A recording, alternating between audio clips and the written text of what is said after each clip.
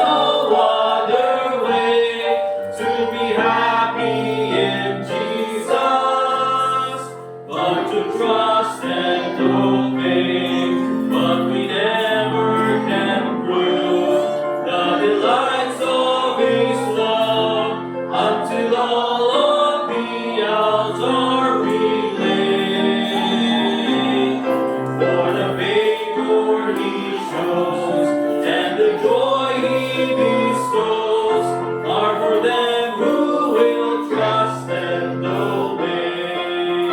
Trust and obey, for there's no other way to be happy in Jesus but to trust and obey. Then in fellowship sweet we will sit at His feet, or will walk by His side in the way. What He says He will do, where He sends we will go. Never fear, only trust and obey. Trust and obey, for there's no other way to be happy in Jesus but to trust and obey. Alright, this afternoon mga kapatid, pakinggan din natin some of our brethren na sumama dun sa soul winning natin last first Sunday ng February.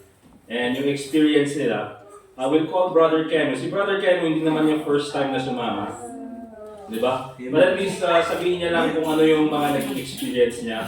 And hopefully maging encouragement ito sa atin to continue doing more in soul winning, being a silent partner, or ano kaya, being a silent type. Okay, tawagin natin si Brother Ken. Very short lang. Okay? 2-3 minutes.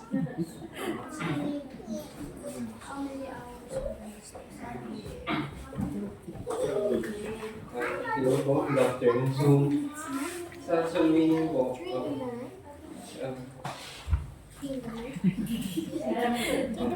sa first po is yung pagbibigay po ng tracts sa amin ni Ate Julie.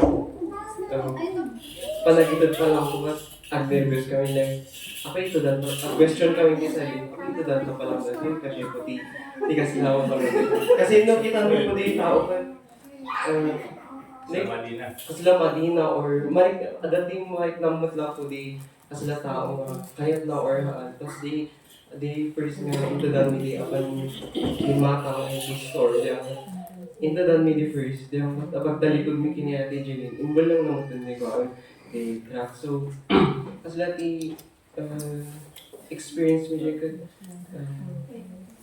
sila pakiramdam nila tatay pag dato oray no kahit mga ito dan yung di adamat na kayo tao kasila madida kasi po ilang pabigsan talagang ti sarili ta ito lang talagang oray no inyo tigan nigat ti bahala kasila kasi po tapos confident na tapo dapat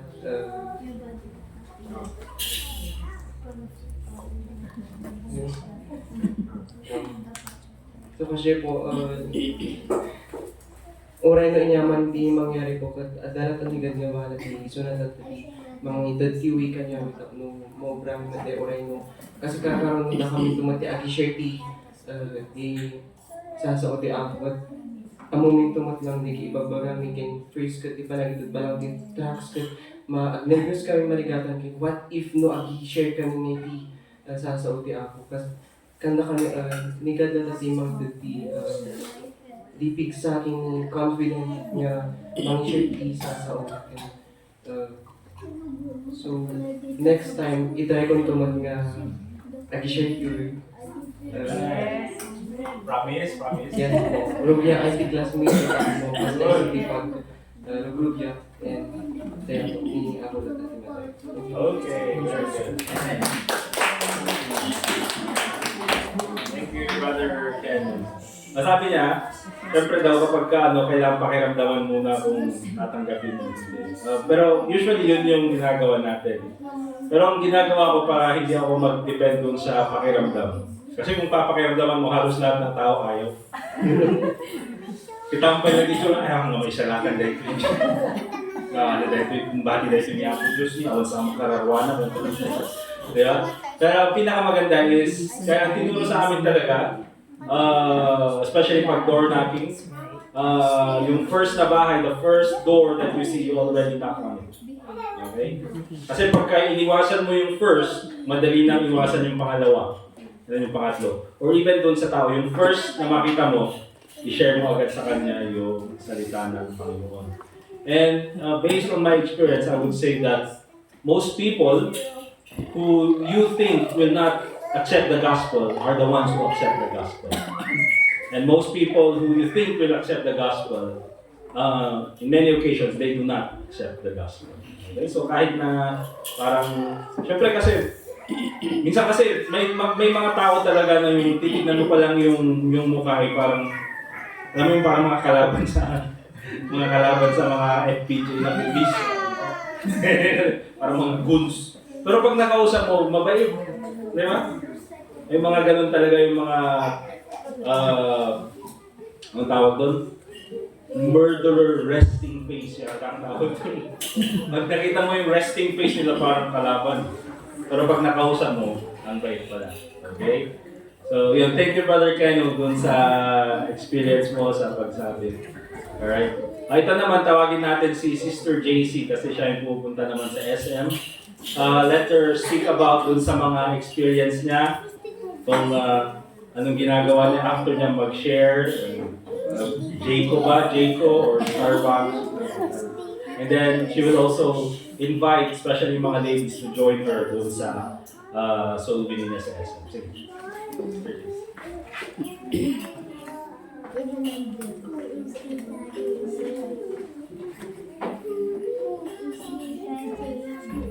Hello, good afternoon.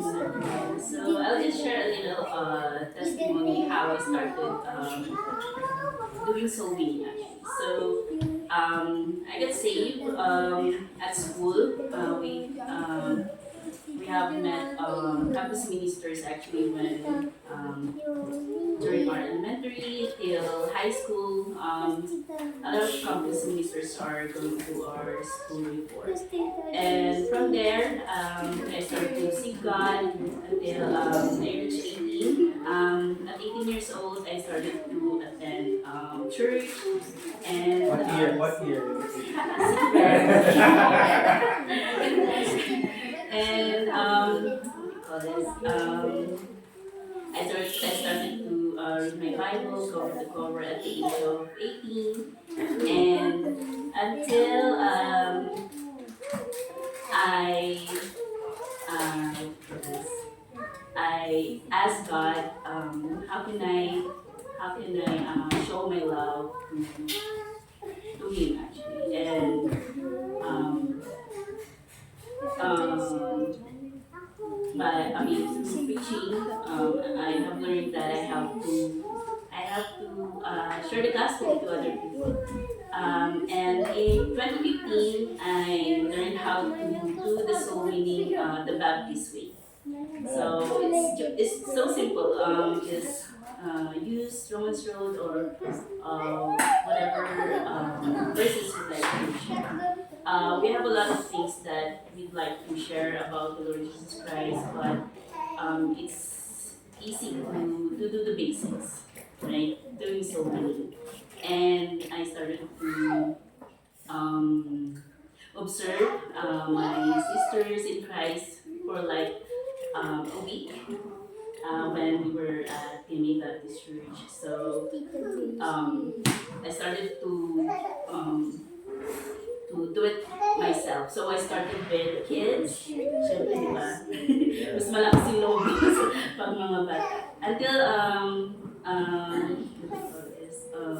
Until I joined a group of some brothers and sisters in Christ. We go to Burnham, and we also visit a lot of houses before The goal actually is to share the gospel at least one soul a day. And it's easier if you're in a group actually. Because if you're alone doing it, you'll just stick to that basic quota, di ba? Isang tao lang per day. So, mas maganda pag mas marami talaga. At least, nakakarami talaga kayo. So, imbis na 1 hour na, 1 hour yung panyo. So, we need to, since you're in a group, di ba, everyone is so excited to share the gospel. And hindi nyo mapapansin na na 4 hours na pala yung nakalipas, di ba? Masakit na yung lalamunan nyo. So, yun. Mapapansin nyo na after 4 hours, ayan. So, it's very fulfilling. It's a fulfilling experience. Kasi, you know na ito dapat yung ginagawa natin. We're investing sa kingdom, di ba, ni God. We are helping to populate heaven, actually. And of course, di ba, even my friends, yung, pag nakikita nila yung mga posts ko about soul winning, nakakadurog ng puso kasi they would say na.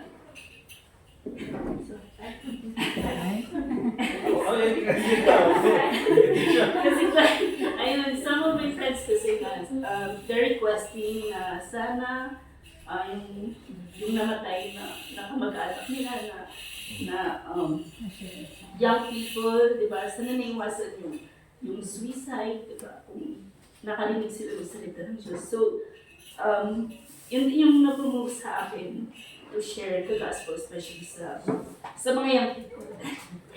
Yun na po, thank you. Thank you, Sis JC. Okay. Yeah, especially sa mga young... umiyak din si Ma'am Lourdes. Pasa-pasa talaga eh. Buti na lang, wala kayo nung last Sunday. Grabe. Iyakan na. Thank you, Sis JC. But again, yung mga gustong sumama kay Sis JC sa mga... Kasi anong oras matatapos yung shift mo, Sis? 10 o'clock. 10. Kasi 9 ako. But 10 a.m. siya matatapos. So yung mga gustong sumama sa kanya, message nyo siya. You don't have to go every day. At least dun sa mga rest day nyo, ganun, sama lang kayo. Kung gusto nyo sa Burnham or sa SM, okay lang. As long as i-contact nyo kay Sis JC. Sa mga ladies, please, join kayo kay Sis JC. Kahit silent partner lang. Okay? But anyway, yun po yung this coming Sunday again. We'll go out and then sama-sama po yung buong church. We'll have a very short service. Ang ginawa natin noon is parang 40 minutes lang. So yun ulit yung gagawin natin so that mas may time tayo mag-share ng gospel. Okay? Sa next ulit, siguro si Ma'am Lourdes noon, sumama siya noon. Di ba kaya? We'll ask naman si Ma'am Lourdes. Ma'am, prepare ko na ikaw para hindi ka. Alright, let's go ahead and open our songbooks. This is song number 3 to 7, Higher Ground. And then, tayo po ay may kinig ng preaching.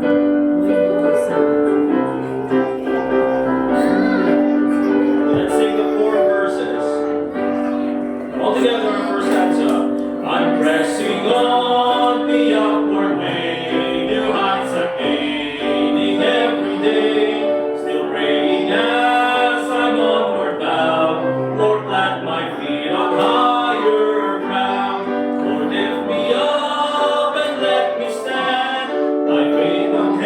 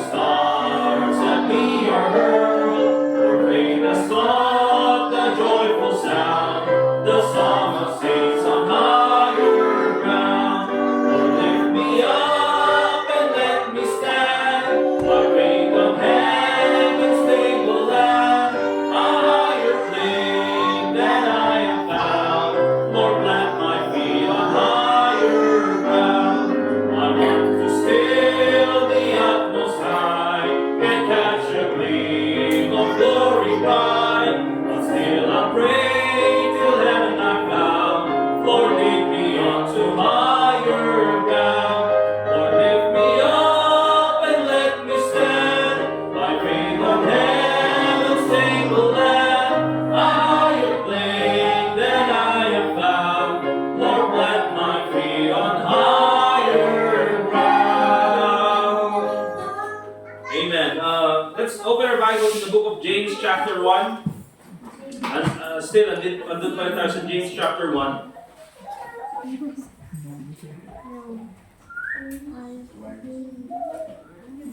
Book of James, and then we'll read chapter 1 and in verse 26.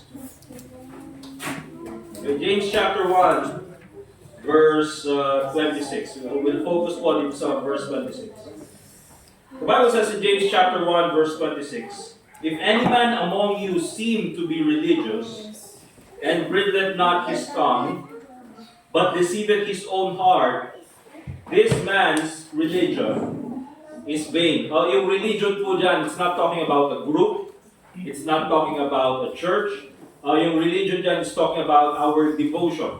Okay? Your devotion. Okay? Yung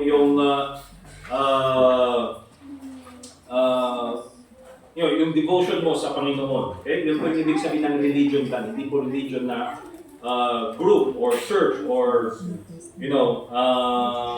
denomination. Okay?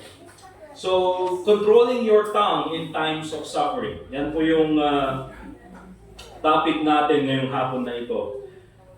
Controlling your tongue in times of suffering. Let's take a look at, first of all, again, the context of James chapter 1, verse 26. Okay? So again, yung context ng James chapter 1, verse 26, if we go back to verse 1 and 2, the Bible says, James, a servant of God and of the Lord Jesus Christ, to the 12 tribes which are scattered abroad, greeting. So, itong mga Christians na ito, Jewish Christians, they are scattered abroad because of persecution. Okay? Sila ay, naikalat or kinalat ng Panginoon dahil sa persecution. I would say na, just probably my opinion, or based on what I understand, I believe that this was, persecution is also God's way to spread the gospel. Okay? Ito kasi mga Jewish Christians ay katulad po nung isip nung iba sa mga apostles that they think that, the gospel ay para lang doon sa mga Jews. Okay? Some of them think that the gospel ay parang exclusive sa kanila. That's why they were comfortable staying in Jerusalem only. But because of persecution, they were forced to go abroad. Kasi kung titignan natin mga kapatid, during these times, the only one who is going to different places, mga kapatid, to share the gospel is si Paul and Silas, and then si Barnabas and John Mark. Okay? So parang kakaunti lang sila. And more of yung mga apostles, they were just staying doon sa Jerusalem. But then, because of persecution, that forced the church in Jerusalem to scatter themselves. And when they were scattered abroad, that is when, the gospel was preached on different areas. Okay? So they were persecuted, and because of that, sila ay kinalat nga ng Panginoon. And so in verse 2, the Bible says, my brethren, count it all joy when ye fall into diverse temptations. Yung temptation dyan is talking about the trial of faith in verse 4. Okay? Yung mga pagsubok sa buhay. And so the context of James chapter 1 verse 26 again is connected to suffering, trials, persecution, problems in life. Okay? In verses 22 hanggang verse 25, ang tinuturo dito ni James, but be ye doers of the word and not hearers only, deceiving your own selves. For if any be a hearer of the word and not a doer, he is like unto a man beholding his natural face in a glass. For he beholdeth himself and goeth his way, and straightway forgetteth what manner of man he was. But whoso looketh into the perfect law of liberty and continueth therein, he being not a forgetful hearer, but a doer of the word, this man shall be blessed in his deed. So, dito sa verse 22 hanggang verse 25, ang tinuturo dito ni James is yung proper conduct or proper behavior ng isang Kristiyano. Okay? That if you're a Christian, you should not be only listening to the Word of God, but you should also be applying the Word of God as well. Okay? Importante po ang makinig ng salita ng Diyos so that we will have something to apply. But more than listening, we should truly apply the Word of God. Kaya po yung lesson natin before in the book of James is talking about wisdom. The wisdom from above. Bakit? Because many Christians are knowledgeable, but they do not apply that knowledge. Wala silang wisdom. They're not applying the knowledge or the principles that they have learned from the Word of God. And then suddenly in verse 26, sabi ni James that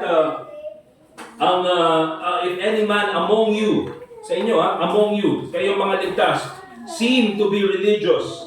Okay, parang devoted siya sa kanyang mga ginagawa. Nandun sa church, okay, maganda itong mga performance niya in serving God, all of those things, he's doing all of those things, pero nang sabi niya ganyan, and bridleth not his tongue.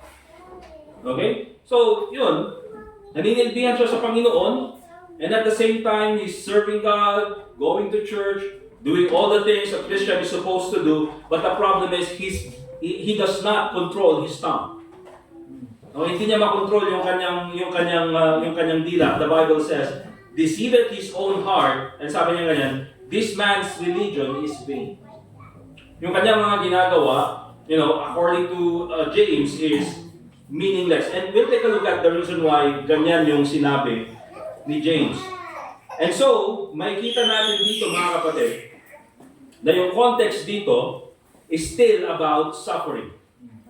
That whether you are suffering or not, you still have to behave like a proper Christian.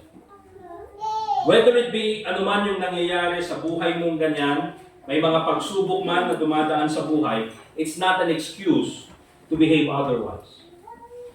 Whether you're going through suffering or not, you have to be a doer of the word and not hearer only. And whether if you're suffering or not, and especially if you're suffering, you still need to control your tongue. Kaya ang context dito mga kapatid ay tinuturuan ni James, yung mga Kristiyano, that when you go through suffering, you still have to control your tongue. Bakit? When we go through sufferings mga kapatid, that is when we cannot control our tongue. It's easy to complain to God, it's easy to be angry, it's easy to snap at other people. Bakit? Because of what we're going through. Again, sinasabi ni James, that's not an excuse. Alright? So let's take a look at first of all, kaya nga sabi niya dun sa James chapter 3 verse 6. Sabi niya ganyan, and the tongue is a fire, a world of iniquity. Ang dila kasi pag hindi natin kinontrol yan, parang apoy na ang bilis kumalat, and at the same time, nakakasira. Okay? Actually, pinanood ko yung timeline, na parang nakita ko lang yung isang video, yung timeline ng yung nasunog yung Palisades doon sa Los Angeles, di ba? So parang I think 10 minutes lang ang layo parang nanggaling doon sa siguro from here galing sa until St. Joseph na yung Catholic Church diyan. From here until there, I think 10 minutes nakarating agad yung apoy. Ganun kabilis dahil doon sa winds. Yeah. But again, that is how destructive fire is. And ang illustration na ginamit ni James when it comes to the tongue that is uncontrolled, it's like a fire. Na parang hinihipan ng apoy and pwedeng sirain lahat ng pwedeng dapuan. Okay? That's why it's very important to control the tongue. Let's take a look at secondly the dangers of an uncontrolled tongue. Ano ba yung dangers nito? If we do not control our tongue. Because here's the thing mga kapatid, when we are going through suffering, when we are going through problems, trials, persecution, kahit na sabihin na natin mga kapatid yung mga simple stresses in life, okay, simple frustrations in life, oftentimes we respond with negative speech.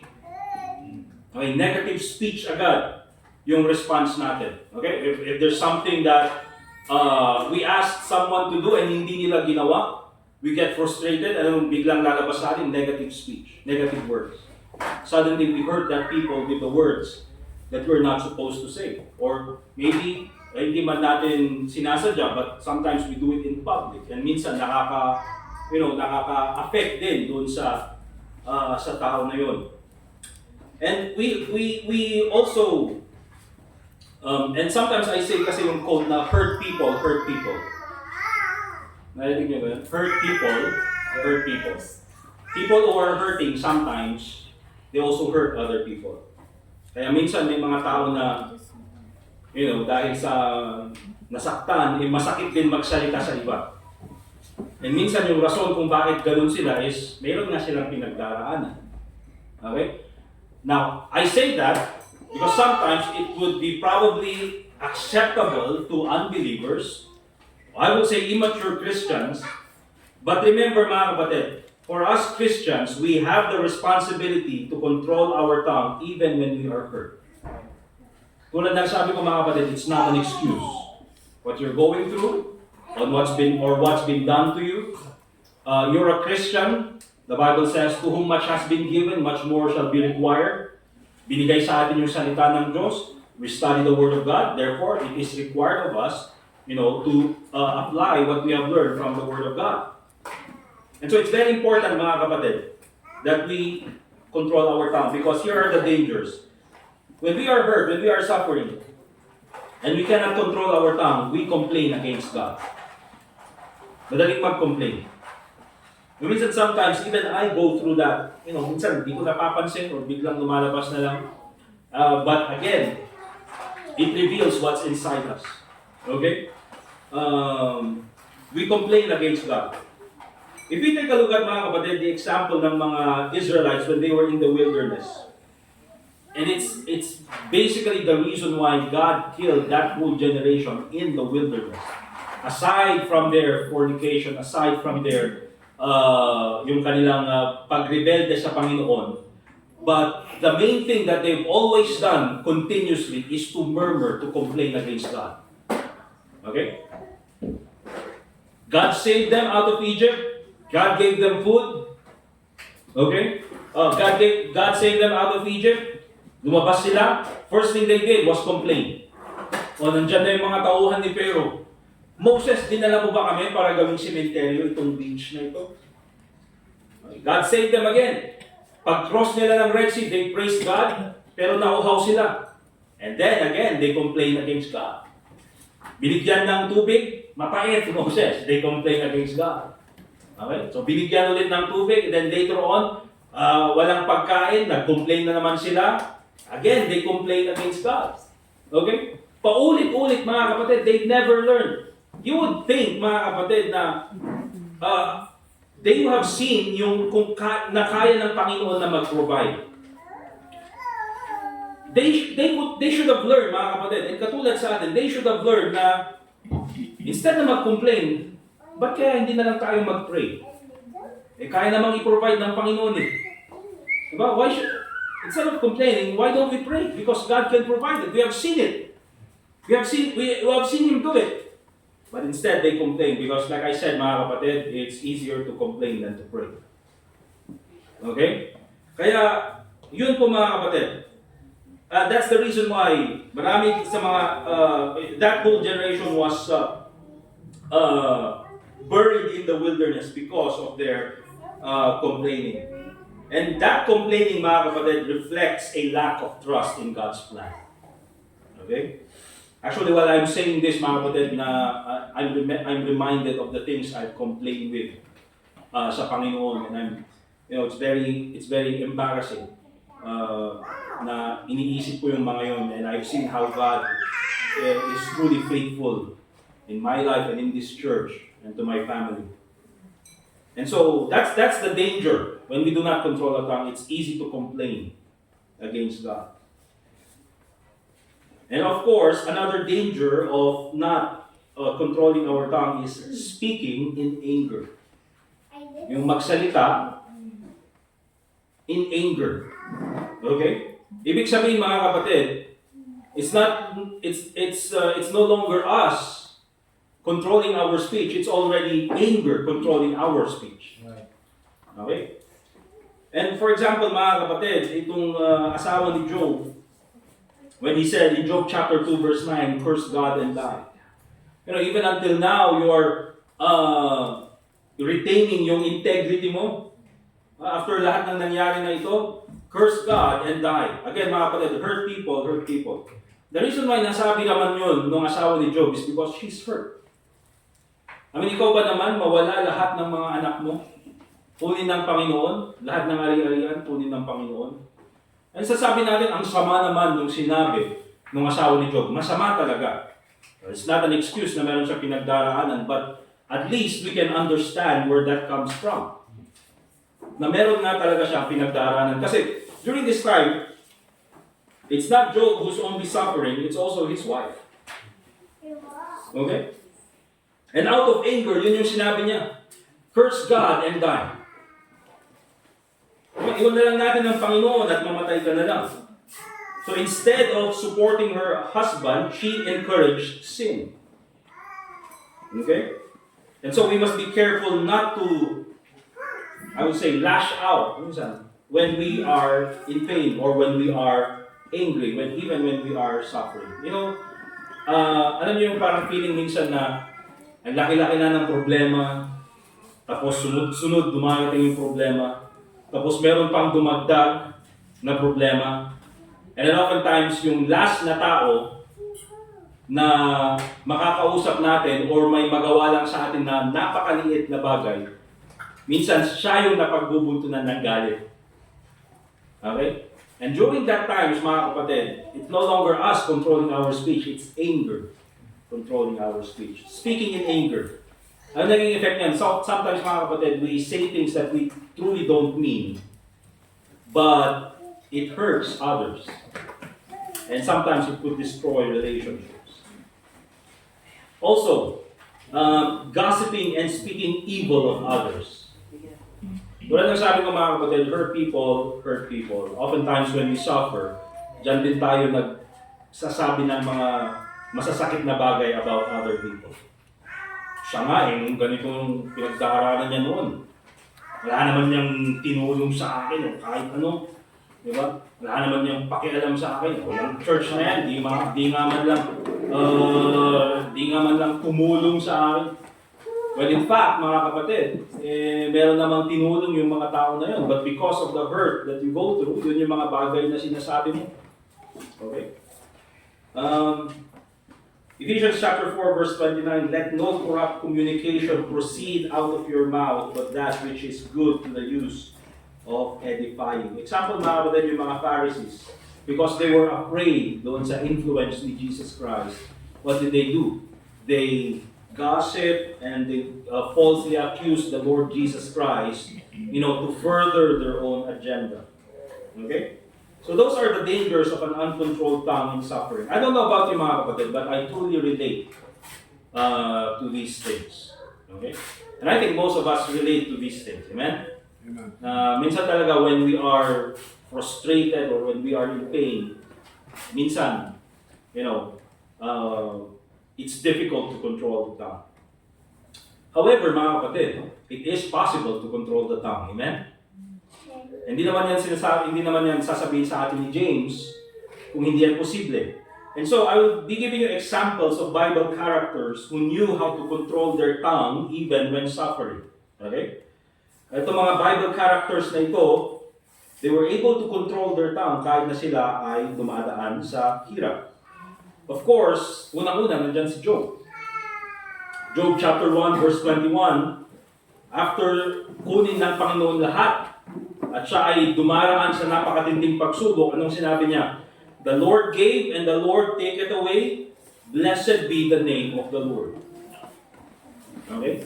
Kahit na napakatindi nung kanyang pinagdaraanan. Tulad nga sabi ko, mga kapatid, probably sa panahon natin, walang makakapantay doon sa suffering na pinagdaanan ni Job. Okay? And while I was going through before, sa Job, and I've always wondered why, kahit yung Bible college student ako, bakit kaya Job is one of the wisdom books of the Bible? So, titignan natin, may mga wisdom books of the Bible. There's Proverbs, and then Ecclesiastes. Those are books of wisdom.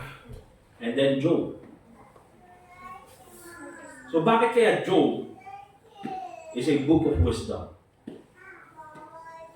Kasi mga kapatid, I think it's a very practical book. Na kung titignan natin mga kapatid, itong si Job, kahit na ang laki ng kanyang pinagdaraanan, ang hirap ng kanyang pagsubok, still, at some point, he was still able to control his tongue. And I believe that is wisdom. And of course, there's more under the book of Job. Even in deep suffering, mga kapatid, Job chose to bless God instead of complaining or speaking against Him. Siguro sa marami sa atin, mga kapatid, you would even come to a point na baka damang isingil tayo pa'y kiniyapo Diyos. Mamaya sabihin pa natin, Panginoon, naging faithful naman ako. Panginoon, ganito naman yung ginagawa ko. Nagka-attend naman ako ng church, bakit ganito pa rin yung nangyari sa akin? Panginoon, mabait naman ako. Bakit ganito pa rin yung nangyari sa akin? Bakit hinayaan mo naman na mangyari ito? Panginoon, mahal mo ba talaga ako? And all those things, mga kapatid, comes from a heart that is suffering. But again, tulad ng sabi ni James, it's not an excuse.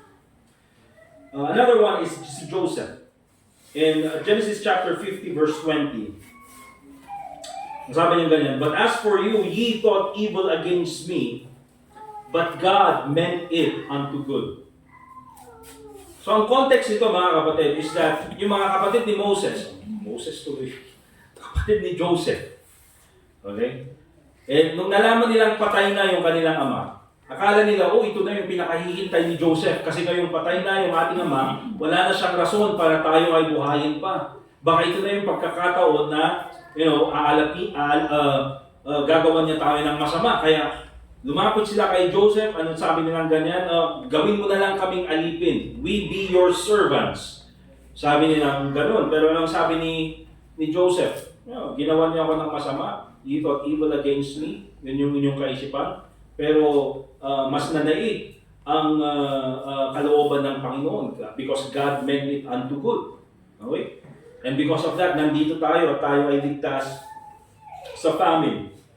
And so, may kita natin dito mga kapatid, itong si Joseph, even when treated unfairly, yung kanyang pinagdaanan, sa kanyang mga kapatid, kinainggitan, muntik ng patayin, binenta, pinabayaan, and then nagpatuloy lang sa buhay as if Joseph never existed. Have you ever seen that, mga kapatid? Na parang tuwang-tuwa sila na wala na si Joseph. Not as if he didn't matter. Okay? And yun, ginawa ng mga magkakapatid. And probably kung meron mang complaint or kung meron mang masamang sasabihin si Joseph sa kanyang mga kapatid, I would say, humanly speaking, I would understand. Di ba? Na, yung ginawa kay Joseph eh. Yung ginawa sa kanya. So dapat lang napahirapan niya, pero he never did it. Never spake evil against them. Because even though he went through that kind of suffering from his brethren, he never exacted revenge sa kanyang mga kapatid. Never even said, actually he even blessed his brethren. Anong sabi niya ganyan? I will nourish you and your little ones. You see, my grace to you is not only limited to you, but also to the next generation. Ngayon ganun kabait si Joseph. Refused to speak evil of his brethren. Of course, the best example is none other than the Lord Jesus Christ. In Isaiah chapter 53, verse 7, the Bible says concerning the Lord Jesus Christ, He was oppressed and He was afflicted. Ang sabi niya ganyan? Yet He opened not His mouth. Hindi siya nagsalita. Kasi nung nandun siya mga kapatid, doon sa halls of judgment, while they were falsely accusing Him, and he said His piece, and still, ang dami pa rin nagpo-falsely accuse sa Kanya. Even nung siya ay dinala kay Pilate, even nung siya ay pinapahirapan ng mga Roman soldiers, even nung siya ay nandoon at nakapako na sa cross, mga kapatid, you know, I would say he even stopped defending himself. Okay? Because sometimes, mga kapatid, katulad dito sa injustice na nangyari kay Jesus Christ, I mean, compare natin kay Joseph, I mean, truly injustice, unfair, yung nangyari kay Jesus Christ. And let me just tell you, mga kapatid, that truly in life there are people who will try to destroy you, throw false accusations against you. And let me tell you this, I think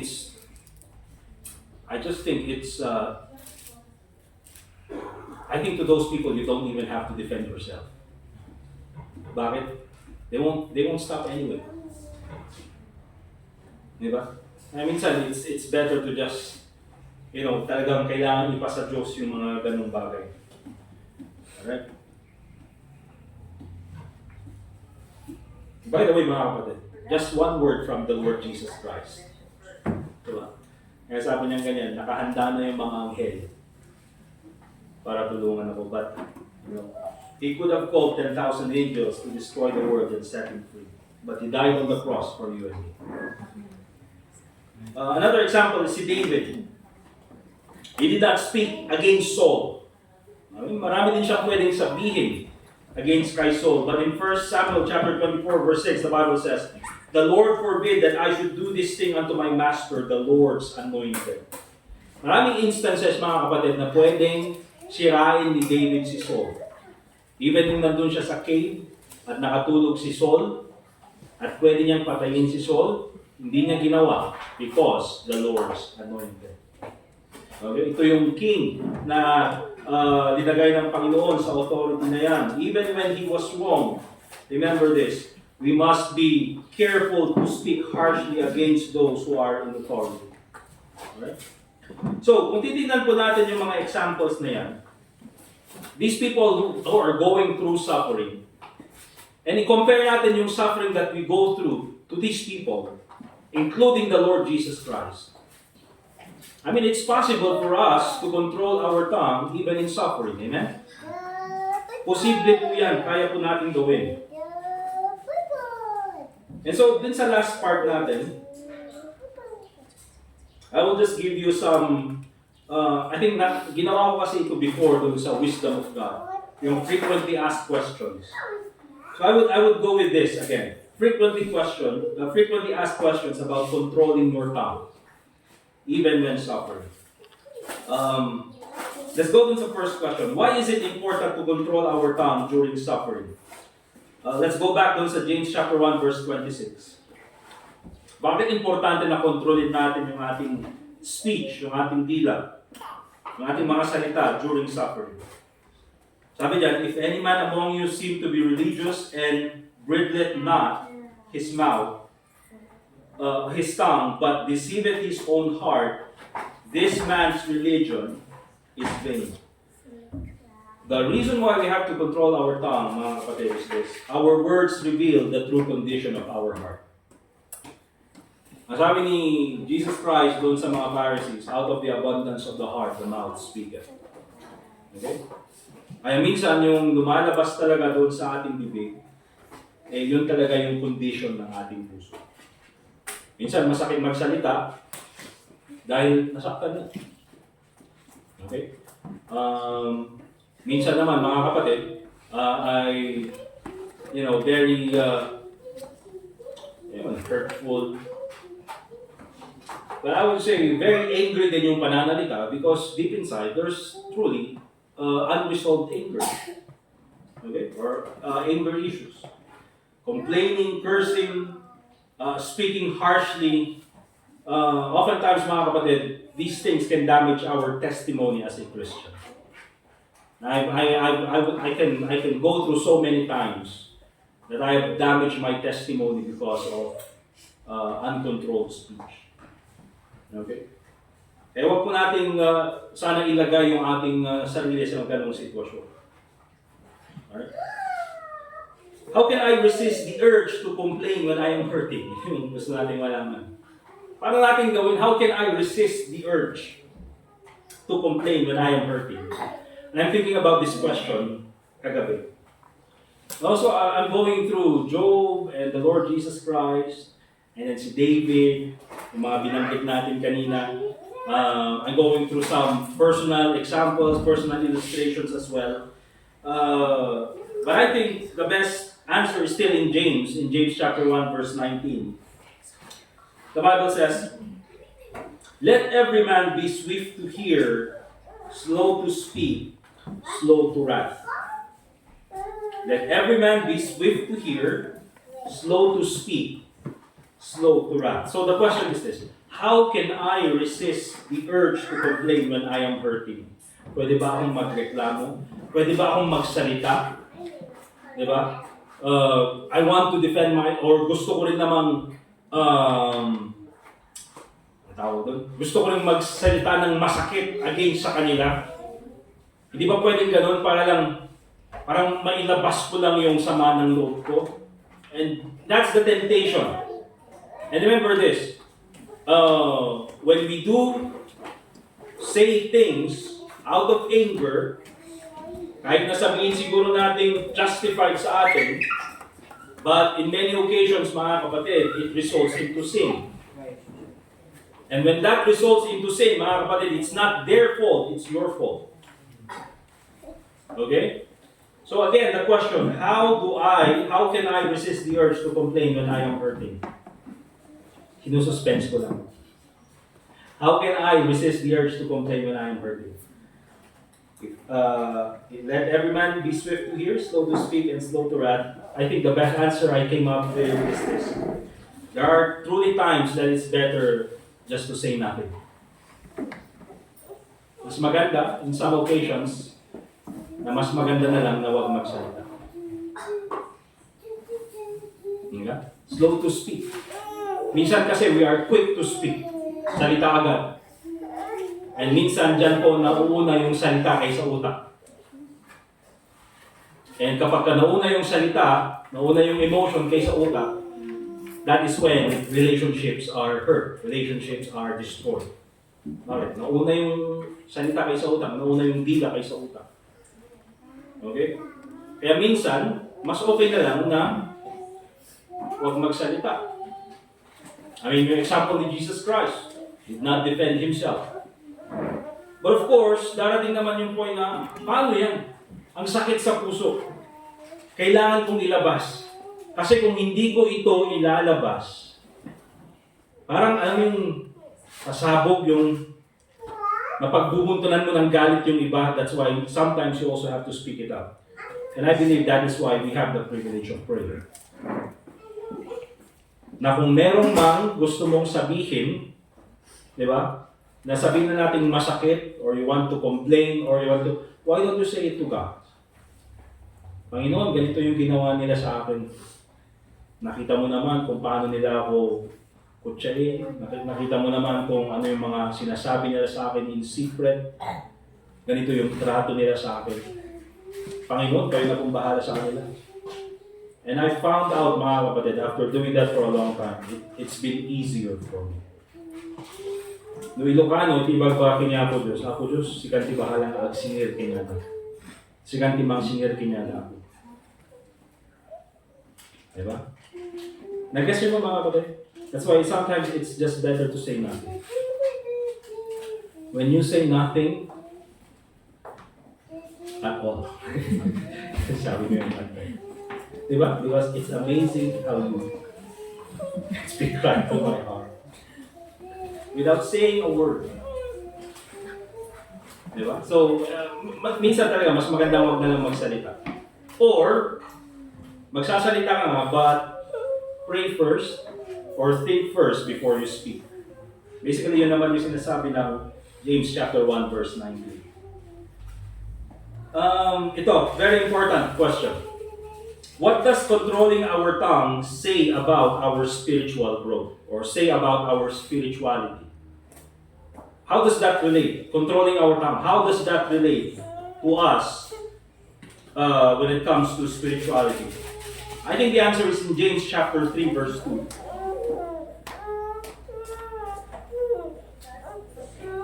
James chapter 3 verse 2.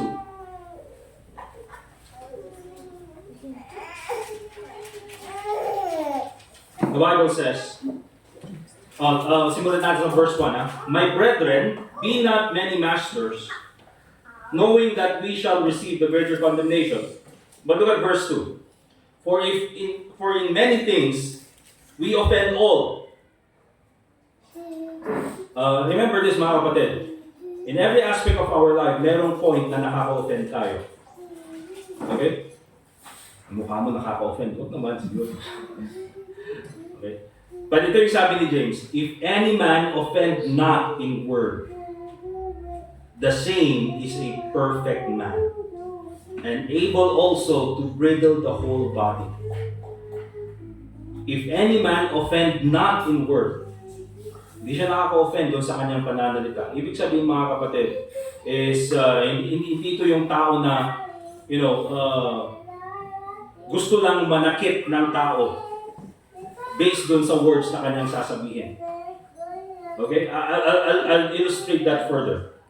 Anong sabi niya? The same is a perfect man. So, anong sinasabi dito ni James? That's why, yung question is, what does controlling our tongue say about our spiritual growth? You see, mga kapatid, if we learn how to control our tongue, if we know how to control our tongue, it reveals our spiritual maturity. Okay? If any man offend not in word, the same is a mature man, perfect man. Diba?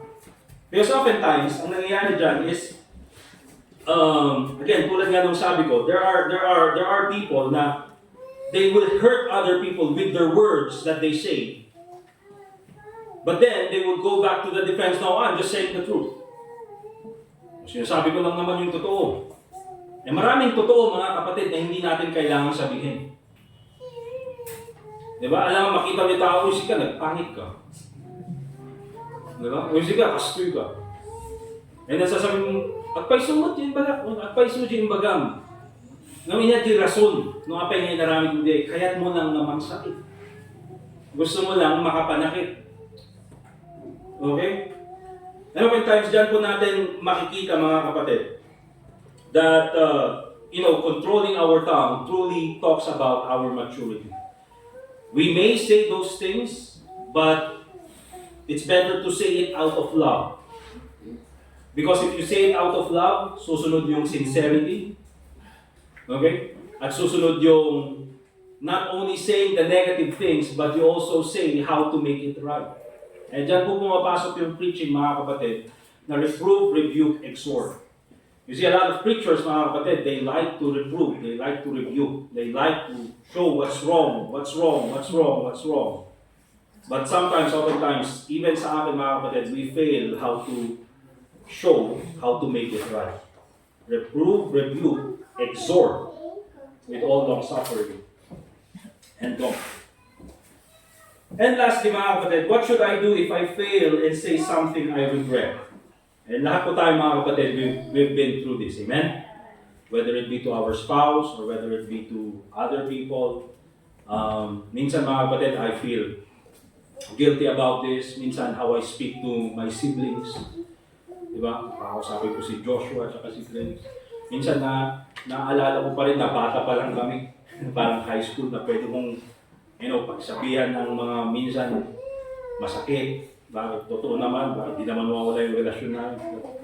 Sometimes I just realize na, kita nyo dito. It's like matindag. Naka-blindfold. Yeah. Kasi nag-diretso dyan ito tayo. Asan na ako? Yun. Sometimes I say those things and I truly regret it. Bakit? Kasi na-realize ko ay pambira, hindi na pala kami mga bata. There comes a point, mga kapatid, na with those kinds of things, you have to be still very respectful. Okay? So, what should I do if I fail and say something I regret? Of course, remember this, that all sin is committed against God. So, ang first, nahihingan natin ng kapatawaran, confess it to God and ask for forgiveness. And also, ask forgiveness from the person you have hurt. Okay? At dyan po natin makikita mga kapatid, papasok din yung controlling your tongue, kasama na rin yung humility. Okay? Minsan we are quick na magsabi ng mistake ng iba. We are quick in telling others about their mistakes. But we are slow in admitting our mistake before God. At kung meron mang dapat baliktad yun. We should be quick in admitting our mistake before God. And apologizing to the person we have hurt. And of course, learn from that mistake. Na hanggat maaari, huwag na natin gawin. Okay? So, that's our lesson about controlling our tongue in times of suffering. I have related so much to this. I hope you can also relate. Amen? Amen. And lahat naman tayo ay merong pagkukulang sa ganitong part ng ating buhay. But let's go ahead and pray. We're done. Amen? Amen. All right. Let's pray. Dear God, Heavenly Father, once again, we thank you for this time that we can listen to your word. I pray, Lord, na ikaw pumuli ang mag-glorify sa lahat ng aming gagawin as we go home. Lord, thank you for the lessons we have learned today, the fellowship, and most especially, Lord, thank you for the protection. And thank you, Lord, for the faithfulness of your children for coming here and worshiping despite of the potential traffic from the celebrations this day. So, Lord, I pray that you be the one to keep us safe again as we go home, and your name be glorified in everything that we do. And also pray in the name of the Lord Jesus Christ. And all God's people say, Amen. Amen. Let's have our closing song, and then tapos na tayo. Let's all stand up, please. Let's get our songbooks. And kanina pa ako nag-iisip ng ano bang, is there a song that is related to tongue? Go tell it on a mountain. Go there. That's a Christmas song. I know. Yeah. It's a good one though. Yeah. Hindi. Take the name of Jesus with you. At least, medyo mas connected. Take the name of Jesus with you. Ano saan yun? Kasi yun naman yung sinasabi ni James, di ba? It doesn't matter what happens, you still have to behave yourself as a Christian. Song number 18. 1-8. Take the name of Jesus with you. Come sing it.